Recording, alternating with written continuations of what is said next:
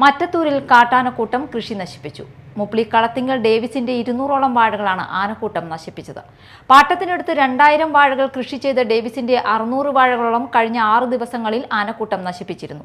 Inchakkundu പരുന്തുപാറയിൽ Davis പാട്ടത്തിനടുത്ത് കൃഷി ചെയ്ത 300 വാഴകൾ ആനകൾ നശിപ്പിച്ചപ്പോൾ കൃഷി ഉപേക്ഷിച്ചു പോരുകയായിരുന്നു. ഫോറസ്റ്റ് ഓഫീസിൽ നിന്ന് ഉദ്യോഗസ്ഥർ സ്ഥലം സന്ദർശിച്ച് പോകുന്നതല്ലാതെ ഒന്നും ചെയ്യാനില്ലാതെ നിസ്സഹായ അവസ്ഥയിലാണ് ഉദ്യോഗസ്ഥരും. കർഷകരുടെ ഈ ദുരിതത്തിൽ MLA-യും MP-യും ഗൗരവമായി ഇടപെടണമെന്ന് പഞ്ചായത്ത് അംഗം ലിൻഡോ പള്ളിപ്പറമ്പൻ ആവശ്യപ്പെട്ടു. നമ്മുടെ MLA-യും MP-യും വനം മന്ത്രിയും അറിയുന്നതിന് പാവപ്പെട്ട കർഷകരുടെ ജീവിതം ഇവിടെ നിങ്ങളുടെ ആന അങ്ങനെ തന്നെ പറയും. കേന്ദ്ര സർക്കാരിന്റെയും സംസ്ഥാന സർക്കാരിന്റെയും ആന സാധാരണ കർഷകരെ ദ്രോഹിച്ചുകൊണ്ട് ചെയ്യുന്ന ഈ നടപടിക്ക് കേന്ദ്ര സർക്കാർ തീർച്ചയായിട്ടും ഇതിനെതിരെ ശക്തമായ നടപടികൾ സ്വീകരിക്കണം. ഞങ്ങള് നേരം വെളുത്ത് വൈകുന്നേരം വരെ ഞങ്ങളുടെ ഉപജീവനമാർഗം ഇതാണ്.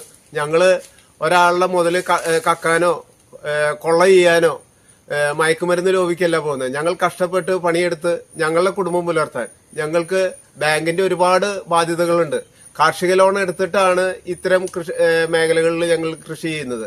ഒന്നെങ്കിൽ ഞങ്ങൾക്ക് ഞങ്ങളുടെ കാർഷിക മേഖലയിലുള്ള ലോണുകൾക്ക് മൊറട്ടോറിയം പ്രഖ്യാപിക്കുകയും ഞങ്ങളുടെ കാർഷിക കടങ്ങൾ എഴുതി തള്ളുകയും വേണം. ഈ ആനയുടെ ശല്യം കാരണം ഞങ്ങൾ നിരന്തരം ബുദ്ധിമുട്ടുകയാണ്. ഞങ്ങളുടെ കാർഷിക ലോണുകൾ എഴുതി തള്ളുക തന്നെ വേണം. ഇത്തരം അവസ്ഥയിൽ